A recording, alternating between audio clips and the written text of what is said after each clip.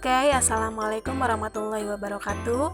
Saya Melani Wulandari, calon guru penggerak Kabupaten Majalengka.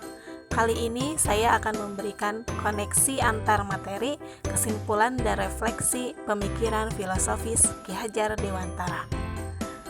Sebelum saya mempelajari pemikiran filosofis Ki Hajar Dewantara, saya berpikir murid-murid itu seperti halnya dengan kertas kosong tanpa tulisan, seperti yang dikatakan oleh teori tabula rasa.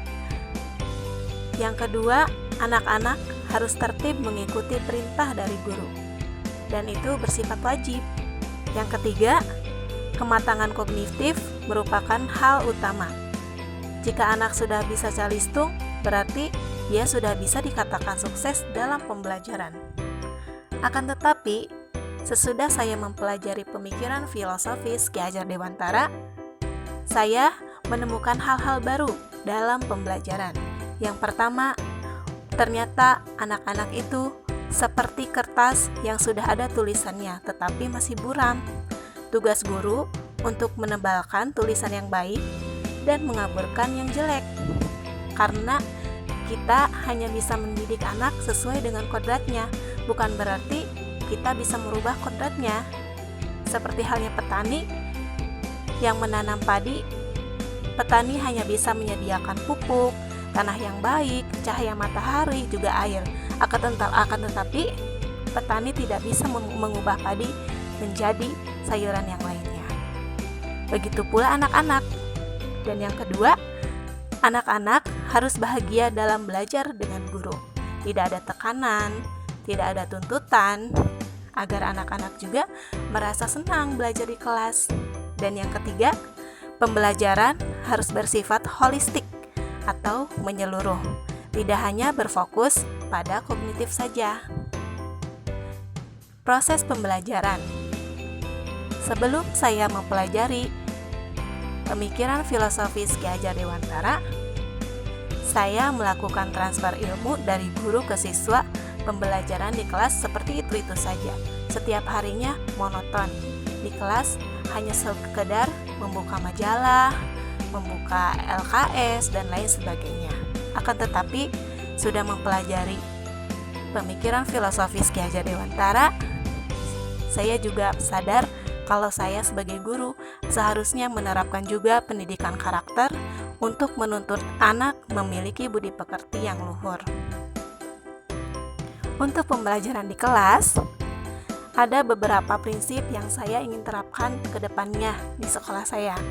Yang pertama adalah menerapkan prinsip 3B, yang artinya bermain, belajar, dan bermakna. Sehingga pembelajaran di kelas akan menyenangkan sesuai dengan kodrat anak yang seharusnya menghabiskan sebagian besar waktunya untuk bermain. Tugas kita sebagai guru adalah memfasilitasi anak-anak belajar sambil bermain. Bermain yang bermakna bagi anak. Misalkan pengenalan huruf melalui balok-balok, atau melalui nyanyian, atau bisa juga melalui media-media seperti video, audio yang anak-anak akan senang untuk melihatnya. Yang kedua adalah merdeka belajar. Membebaskan anak untuk memilih pelajaran sesuai dengan minat, bakat, dan karakternya. Tidak menuntut anak, akan tetapi menghamba kepada anak. Seperti halnya pemikiran Ki Hajar Dewantara yang diceritakan tentang kisahnya dengan anaknya Asti, yang mana beliau sangat menyesal akan kejadian tersebut, sehingga ia berjanji untuk memuliakan anaknya seumur hidupnya. Itu adalah pedoman yang harus kita jadikan dasar dalam mendidik anak, di mana kita harus mengajar dengan hati, tidak menuntut anak, akan tetapi kita harus menyesuaikan dengan perkembangan anak sesuai dengan minat dan juga bakatnya. Untuk pelaksanaannya, yang pertama, guru menyampaikan tema atau materi yang akan dipelajari.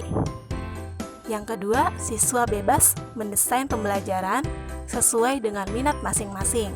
Misalkan, pada hari tersebut kita membuka 3 sentra. Ada sentra bahasa, sentra kognitif, dan ada sentra seni. Dalam satu kelas, kita membagi anak menjadi ketiga kelompok. Silakan masing-masing kelompok untuk memilih sentranya masing-masing sesuai dengan minatnya. Yang ketiga, siswa mengkomunikasikan apa yang telah dipelajari sesuai dengan desain yang mereka buat. Dan yang terakhir, guru bersama siswa membuat kesimpulan tentang materi yang telah dipelajari serta memberikan penguatan-penguatan materi yang akan menjadi pengetahuan bagi murid. Sekian dari saya. Wassalamualaikum warahmatullahi wabarakatuh.